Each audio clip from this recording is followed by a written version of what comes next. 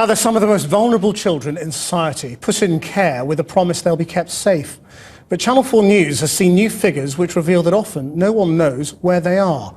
Thousands of children in residential and foster care, some just babies, go missing every year. Our social affairs editor, Jackie Long, has been talking to some of the young people who went missing while in the care of the state. I'd like to believe I'm the only one who's gone through this, or who's gone through the desperation of being, I need to be anywhere else except here. But I don't think I am. I went missing every day. If it wasn't every day, it was for a couple of weeks. The longest I went missing was for a month.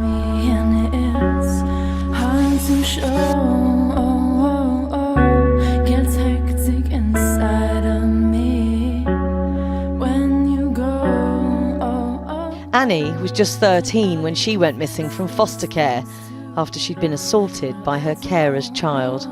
I took some money from the kitchen. Luckily, I had an address book that had been given maybe like 5 years before.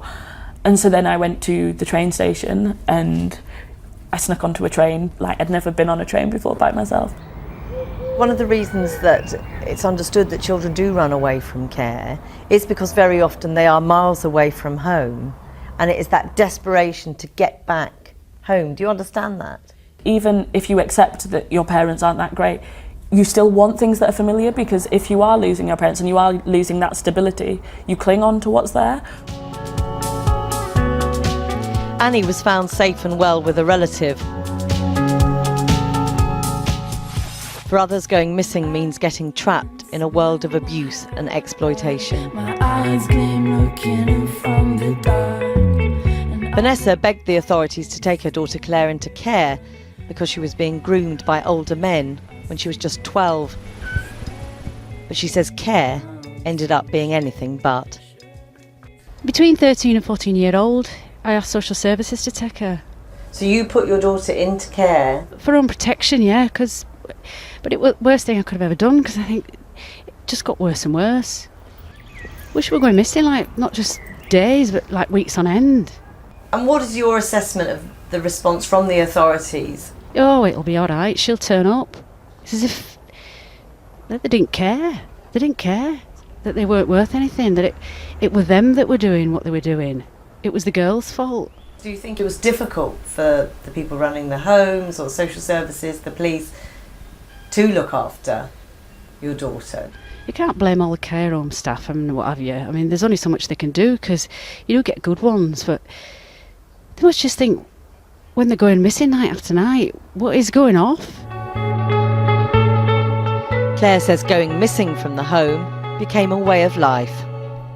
It were easier. I'd sleep all day, wake up about 7 o'clock at night, and then obviously I'd be gone till the next morning, till about 6 o'clock in the morning. Then I come back, but if I didn't come back, I won't come back for a couple of weeks. Do you recognise that you were hard to help? I was hard to help, but if they really wanted to help, they could have. In their eyes, we were tramps. If they was interested, they'd have put the foot down a very long time ago and stopped it when they could have. And taken more interest when you went missing? Exactly. Taking a lot more interest, yeah. Who in the right mind gives a 12-year-old a phone? I'd wake up to hundreds of missed calls. Always about men wanting to have sex? Yeah. Our figures show it's not just teenagers who are going missing. In Norfolk, a 5-year-old boy was missing for nearly 2 years. The baby who disappeared from care in January 2012 is still missing. And in Essex, a baby under 1 was missing for 4 months, another for 5 days. Police, social services and the government are all reviewing the way they deal with this complex issue. For many who've lived through it, there's real frustration that change has taken so long. It upsets me because whenever I talk about my experience, it's always with the hope that actually that's so different to how things are now. Like, you know, maybe things have changed, actually maybe that's an anomaly, but what really upsets me is the understanding that it isn't. And Jackie's here. What's being done about this? Well, they're startling figures. The idea of babies going missing in care is really extraordinary. Now, we know in most of those cases that's when parents go in and take them during care visits. And we also know that the vast majority of children who go missing are older.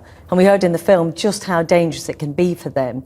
So the government says that's why it is insisting that local authorities make sure if a child does go missing, they're interviewed on return. The authorities mentioned in the piece, they say they're doing much more risk management now, much more risk assessment. And crucially, the government is trying to improve the way the figures themselves are collated, because until that is done, I don't think we'll get a real sense of the extent of this really terrible problem. Thanks, Jackie.